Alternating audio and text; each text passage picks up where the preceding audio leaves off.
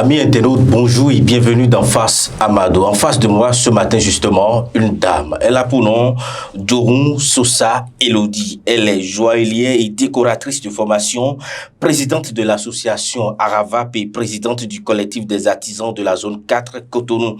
Ensemble avec elle, nous allons parler de l'artisanat au Bénin. Comment se porte l'artisanat aujourd'hui au Bénin? Madame Djorun, bonjour. Bonjour, monsieur le journaliste. Merci d'avoir accepté mon invitation. Merci. Justement, dites-moi comment se porte le secteur de l'artisanat au Bénin. Merci beaucoup, monsieur le journaliste.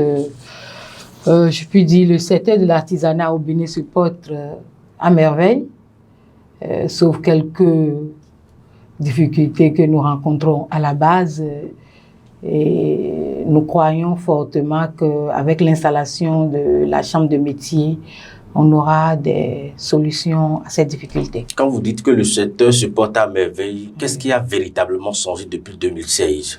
Oui, depuis 2016, nous pouvons dire, je vais passer par ici pour dire un grand merci à notre chef de l'État, monsieur Guillaume Athanas Talon, qui a pensé mettre l'artisanat à sa juste valeur. C'est-à-dire, depuis, on n'avait pas de chambre de métier. Mais aujourd'hui, avec l'arrivée de la rupture, on a pu installer la chambre de métier de l'artisanat au Bénin. Qui va changer quoi concrètement? C'est la première et nous pensons fortement que ça va changer beaucoup de choses.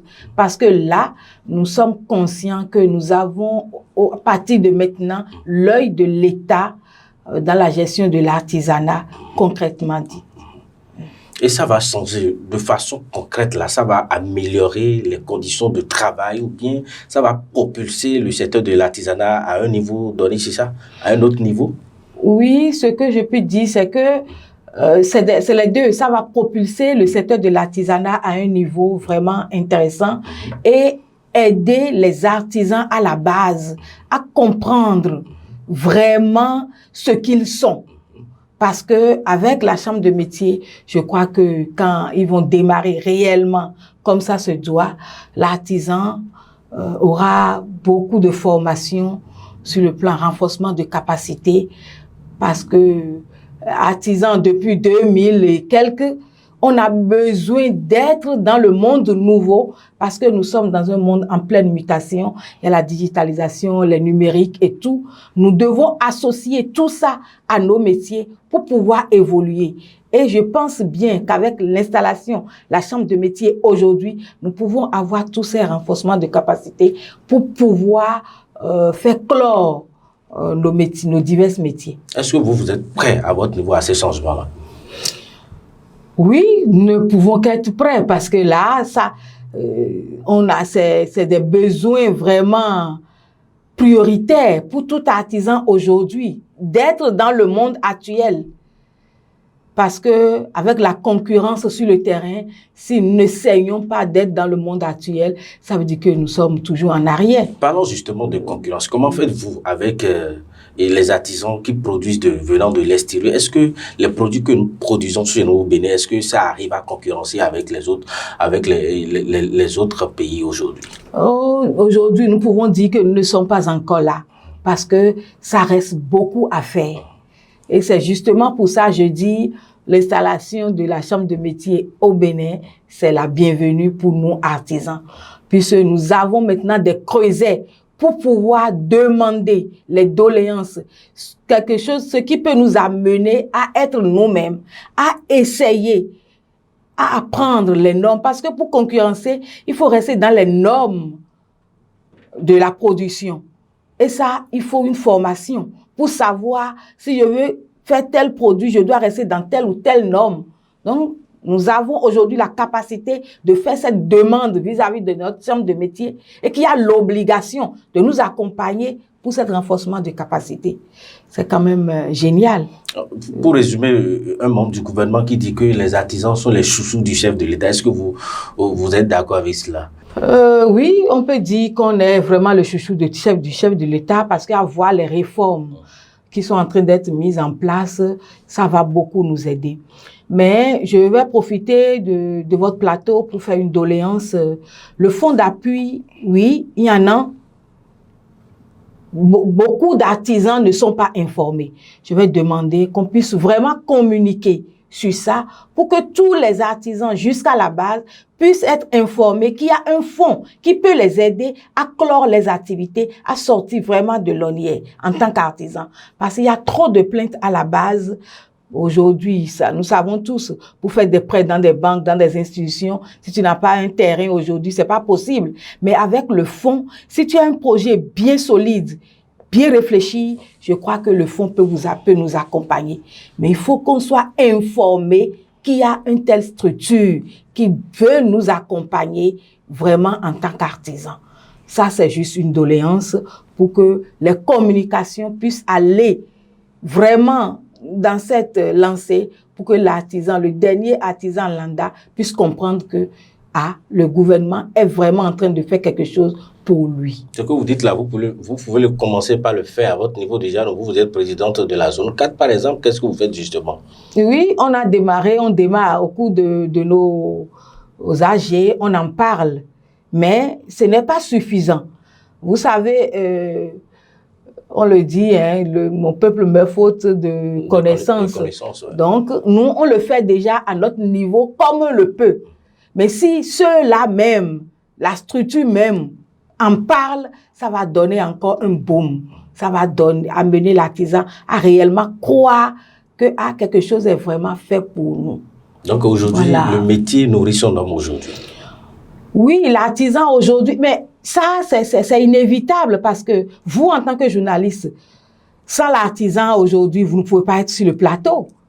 Vous êtes bien habillé, vous êtes coiffé, c'est l'artisan. Mais si tous les Béninois peuvent comprendre que avec l'artisanat, ils sont ce qu'ils sont, je crois que l'artisan béninois ne va plus se plaindre. Parce que au lieu d'aller acheter les chinoiseries, on se contente de ce que nous avons chez nous. C'est là où on parle de consommation local.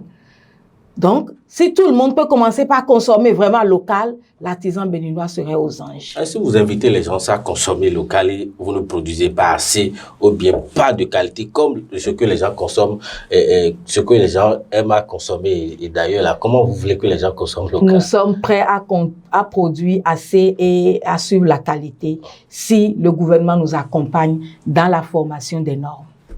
C'est-à-dire? C'est-à-dire, pour concurrencer, il faut des normes que nous devons suivre dans la production. Beaucoup ne savent pas quelles sont ces normes-là. Et ce ne serait qu'au cours des formations, des renforcements de capacités, qu'on peut leur apprendre ça et les accompagner à vraiment commencer par produire en grande quantité.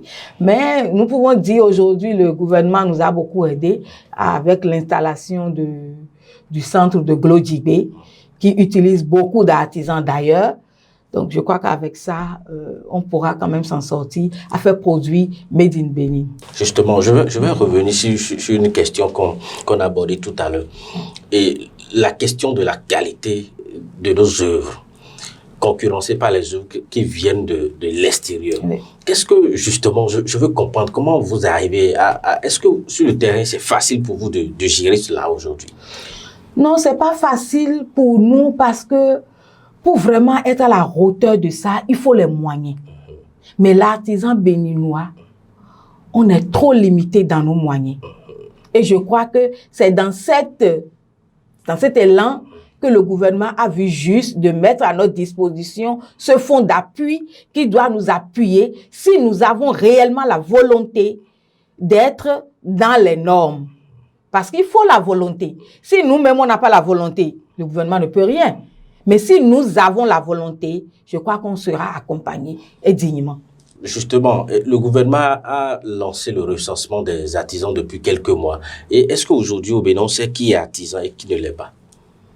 Normalement, nous devons le savoir, qui est artisan et qui ne l'est pas, normalement.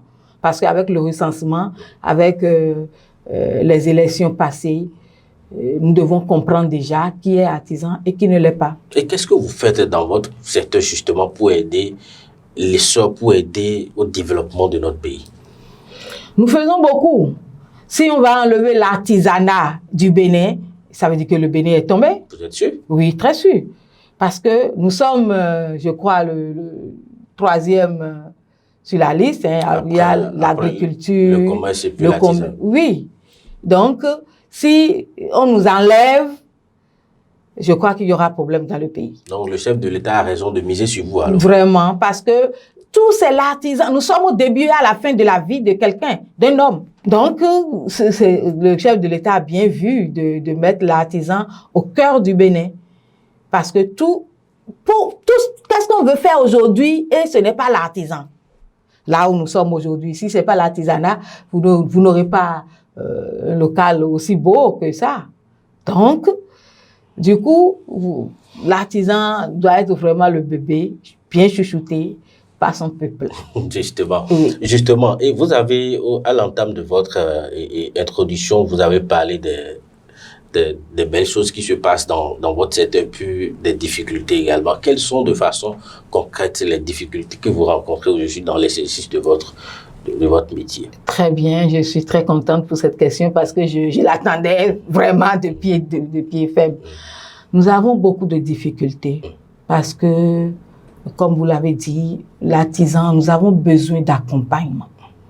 Il faut que l'accompagnement soit vraiment franc, soit concret. Quand vous dites que l'accompagnement doit être franc, vous voulez dire quoi par là? Oui, pour qu'on puisse être accompagné aujourd'hui, nous avons constaté qu'il y a beaucoup de protocoles autour. Et l'artisan aujourd'hui, l'artisan lambda, peut-être qui n'a pas été beaucoup à l'école, qui n'est pas trop instruite et tout, c'est très difficile. À un moment donné, on se dit, s'il faut tout ça avant d'avoir peut-être des miettes, le mieux c'est de rester tel que je suis. Et ça, au lieu que ça nous élève, ça nous diminue. Quand vous parlez de tout ça, c'est quoi? Soyez oui, nous voulons que l'accompagnement, le fonds, d'abord que tout le monde soit informé qu'il y a un fonds comme ça qui peut nous aider. D'accord. Et maintenant, pour être en contact avec cette aide, il faut que les procédures soient quand même allégées pour permettre à tous les artisans qui ont la volonté, qui ont le talent de sortir vraiment ce qu'ils ont en eux, d'être accompagnés et de le faire. Aujourd'hui, la procédure, elle est complète selon vous, c'est ça? Selon moi, il faut décompresser un peu la procédure. Et deuxième difficulté, je veux parler du CQM. Ça, c'est vraiment une grande difficulté pour nous parce que nos apprentis... Il faut expliquer à nos internautes qui nous suivent, CQM, c'est quoi? CQM, c'est le certificat de qualification au métier. Le diplôme qu'a l'apprenti à la fin de sa formation, après ces 3 ou 4 ans. D'accord. Depuis un certain temps, ça flotte. Nous savons tous les raisons, parce que en toute chose, quand ça dure trop, il faut réformer les choses pour être à la page, à la nouvelle technologie, comme on le dit. Nous en sommes tous conscients. Mais si ça dure trop, ça nous pénalise. Parce que nos apprentis aujourd'hui, la jeunesse aujourd'hui n'a plus cette patience qu'il faut. Déjà, aussitôt fini les 3 ans, on veut avoir son diplôme, on veut partir, on veut aller se chercher ailleurs. Mais voilà que l'examen n'est pas programmé comme ça se faisait, comme ça doit être. C'est très difficile pour nous en tant que patrons. Les parents nous bousculent, les apprentis qui abandonnent l'atelier comme ils veulent. Donc, ça, c'est vraiment une doléance. Nous voulons réellement que l'examen du CQM puisse être vraiment réalité. C'est bloqué cette année. C'est bloqué parce qu'il y a des réformes qui sont en train d'être faites pour que ça soit vraiment un examen amélioré, digne de notre pays. Mais si vous comprenez la situation, vous pouvez l'expliquer à vos apprentis et puis aux parents de ces apprentis. Oui, on l'explique. Mais c'est que pour nous, ça dure trop. Ça dure trop parce qu'un apprenti qui a fini ses 3 ans depuis peut-être 2022 jusqu'à ce que nous sommes au 5e mois de 2023 n'est pas encore allé à l'examen et doit continuer de venir au boulot, à l'atelier et tout ça. C'est un peu difficile parce qu'il faut que lui-même, il faut qu'il aille se chercher. Parce qu'à chaque mois, l'homme grandit une fois. Et tout apprenti a des objectifs. je finis mon apprentissage à telle année, je m'installe à telle année, je vais me chercher à telle année et tout. Donc, du coup, ce retard tarde aussi ces apprentis qui ne supportent plus et ça devient un peu plus difficile pour nous en tant que patrons. Donc, nous savons tous que le gouvernement, la chambre de métier n'est pas tranquille. Ils sont en train de courir pour que ça puisse être fait dans de brefs délais. Mais nous profitons de votre plateau pour leur dire encore que franchement, c'est très difficile à la base de nous aider à vraiment aider ces jeunes. Nous passons par ici aussi pour remercier le gouvernement qui a vu qu'il faut vraiment aussi aider ces jeunes à avoir un diplôme un peu plus intéressant, qui est le CQP, qui a lancé ce recrutement très bientôt, qu'il a déjà lancé. Nous sommes en train de faire l'enregistrement. Nous remercions vraiment le chef de l'État parce que c'est vraiment des choses dont nous avons besoin pour l'évolution de l'artisanat. C'est vraiment des choses dont nous avons besoin pour que l'artisan béninois puisse se sentir à l'aise. Mais je profite aussi pour dire, ce CQP, c'est seulement pour les apprentis, pour les jeunes de 15 à 30 ans. Nous, en tant que patrons, qui n'avons pas ces CQP, nous avons aussi besoin de cela. Parce que, on le dit, hein, les diplômes, il faut les en avoir. Au moment opportun, ça va faire quand même son chemin. Donc, nous, en tant que patrons, nous passons par ici. Il faut faire la mise à jour. La mise à jour de vos logiciels. De nos logiciels. Voilà. Donc, nous demandons que le gouvernement n'a qu'à penser aussi aux patrons pour se s'occuper, pour nous aider aussi à faire la mise à jour de nos logiciels. Puisque ça, c'est un problème qui bloque aussi nos apprentis. Parce qu'il y a des patrons, moi je n'ai pas le CQP et je vais faire profiter les apprentis pour avoir le CQP. C'est quand même un peu difficile. Donc nous à la base, on parle beaucoup, mais si le patron sait que de toutes les façons, moi-même j'aurai l'occasion d'en avoir, ça va faciliter plus les choses. Donc les patrons ont peur que les apprentis les dépassent après. Hein? Oui, voilà, bien sûr. Voilà le problème. Donc, parce que c'est pas que oui. Notre inquiétude, c'est ça. Puisque à voir tout ce qui se passe aujourd'hui, quand on veut te faire des appels d'offres et tout, c'est le CQM, le CQP. Et le patron qui a son diplôme traditionnel depuis des années. On nous a dit qu'on va sortir l'acquis, l'équivalence et tout, mais jusqu'à présent, on n'a rien eu encore. Donc, nous sommes inquiets. On se dit, est-ce que on n'est pas en train de nous mettre déjà à l'écart en tant que patron, et c'est que c'est seulement les jeunes qui vont bénéficier de tout ça après. Nous-mêmes, nous sommes quand même jeunes, hein? On n'est pas aussi... le message est entendu par qui de droit. On va évoluer dans cette émission. Oui. Et Madame Dioum, vous êtes femme. Est-ce que c'est facile d'être femme et en même temps artisane? C'est pas facile, hein, n'importe où, c'est pas facile. Mais on arrive à quand même... mettre tout ensemble pour sortir vraiment une femme digne, artisane. Parce que aujourd'hui, nous avons constaté aussi que le gouvernement met plus l'accent sur plus de femmes dans l'artisanat. Il y en a beaucoup, mais dans des métiers spécifiques. Puisque nous, en tant que femmes, on se consacre seulement à nos services, couture, coiffure. Mais aujourd'hui, on a compris que ce n'est pas seulement ça. Nous pouvons rentrer dans d'autres métiers qui peuvent vraiment nous aider à être nous-mêmes. Par exemple, en tant que femme vitrier, c'est pas mal. En tant que femme soudeur, en tant que femme menuisier, je crois que avec les réformes en place, nous sommes obligés de donner cette éducation à nos enfants aujourd'hui, de ne pas seulement viser les métiers femmes, de viser aussi les métiers hommes, parce qu'aujourd'hui, tel que ça se passe, ce que l'homme fait, la femme peut le faire avec dignité. Est-ce que c'est facile de rallier les deux, femmes artisanes et puis femmes au foyer? Comment ça se fait les deux? Oui, c'est très facile s'il y a la compréhension dans le foyer. Parce que si le mari sait qu'avec ce que ma femme fait, elle peut quand même me venir en aide dans le foyer. il faut vraiment une complicité et une compréhension. Et c'est très facile. C'est très facile à gérer. On peut gérer facilement. Vous êtes sûr? Oui, on peut gérer facilement. Pourtant, d'autres femmes se plaignent de cela. Hein. Qu'est-ce que vous avez à leur dire ce matin? Non, ces femmes qui se plaignent, je vais juste leur dire que tout est affaire de méthode. Il faut mettre en place une méthodologie qui va vous aider à quand même jumeler ces deux rôles. Par exemple, en tant qu'artisane, vous avez des commandes que vous devez livrer dans un bref délai. Et il faut aussi assumer la maison. Il faut discuter avec son homme.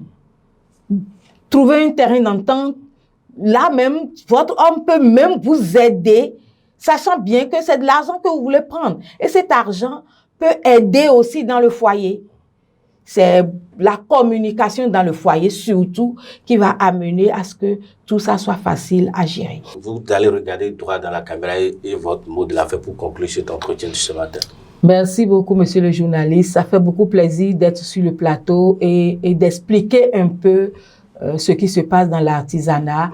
Nous remercions vraiment le gouvernement pour tout ce qu'il fait pour l'artisan béninois, pour sortir l'artisan béninois de l'ornière. Nous en sommes vraiment reconnaissantes. Mais comme tant que ça reste à faire, rien n'est fait, nous avons toujours des doléances à leur endroit, de vraiment nous soutenir pour que les armées CQM puissent être réalité dans un bref délai. Madame Jorun Sosa Elodie, merci d'avoir répondu à mes questions ce matin. Je rappelle que vous êtes joaillière et décoratrice de formation, présidente de l'association Arava et présidente du collectif des artisans de la zone 4 Cotonou. Merci. Amis internautes, c'est la fin de Face à Mado. Merci de nous avoir suivis. À très bientôt. Au revoir.